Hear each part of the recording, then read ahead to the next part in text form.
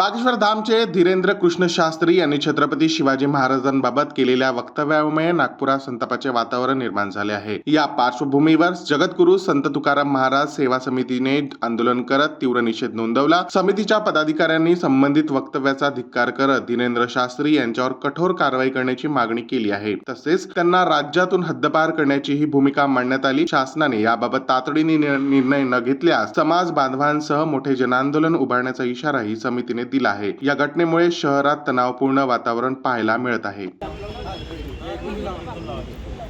शिवाजी महाराज की जय, छत्रपती शिवाजी महाराज की जय।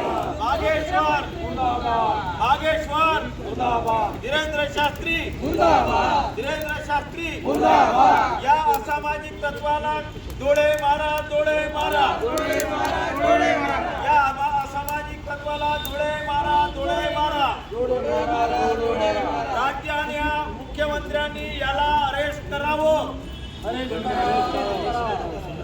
मी राजेश काकडे, सर्व शाखीय कुणबी ओबीसी कृती समिती संयोजक, जगद्गुरू तुकाराम महाराज सेवा समितीचा अध्यक्ष आणि सर्व शाखीय कुणबी समितीमध्ये कार्यकर्ता। आज आम्ही इथे हे निषेध सभा घेण्यासंबंधाने आपल्यासमोर भूमिका मांडतोय। आमचे राजे छत्रपती शिवाजी महाराज यांचा लौकिक आमच्या देशातच नाही तर विदेशात सुद्धा हा लौकिक आहे आणि या लौकिकाला घेऊन आमच्या देशाला परमपूजनीय देश म्हणून समजल्या जाते। पण अशामध्येच आमच्या देशामध्ये एक धीरेंद्र शास्त्री जो व्यक्ती, त्याला या पहिले सुद्धा महिलांच्या प्रकरणामध्ये आणि इतर चुकीच्या प्रकारे मागे त्यांनी तुकाराम महाराज यांच्या बाबतीत सुद्धा एक अशीच चुकीची बातमी दिली होती की त्यांची पत्नी त्यांना मारत होती म्हणून। अशा प्रकारे येऊन महाराष्ट्रामध्ये महाराष्ट्राच्या जनतेचा ज्यांनी अपमान करण्याचं काम तो शास्त्री करत असतो।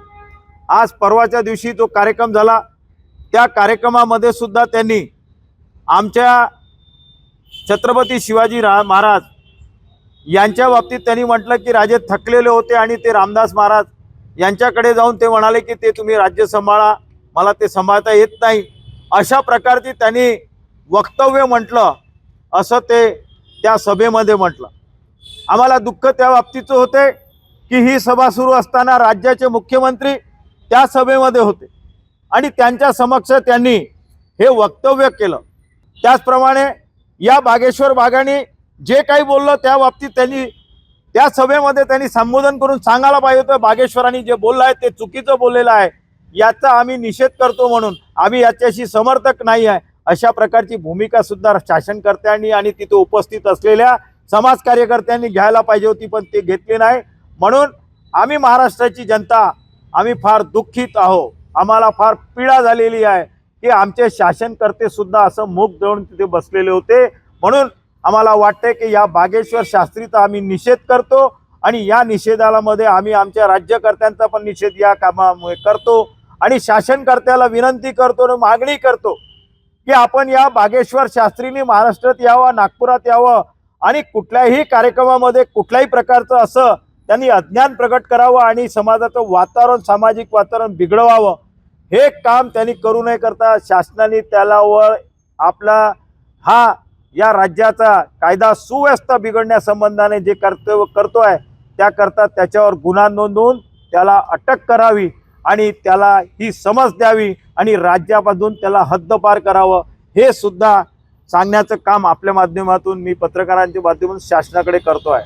आणि आम्हाला अगर शासनाच्या तर्फे न्याय होताना दिसत नसेल तर आम्हाला सर्व शाखीय कुणबी ओबीसी कृती समिती आणि आमच्या समाजातील जो काही समाज घटक असेल जो शिवाजी महाराजांना मानणार आहे, सर्व मिळून आम्ही जन आंदोलन उभं करू आणि आमच्या या समाजावर, आमच्या राजावर अगर अशा प्रकारची टपोरीगिरीची टिप्पणी करणारा अगर असा हा धीरेंद्र उर्फ टपोरी शास्त्री असेल तर याचा आम्ही निषेध करतो आणि हेच आपल्या माध्यमातून मी आपल्या सर्वांना सांगू इच्छितो।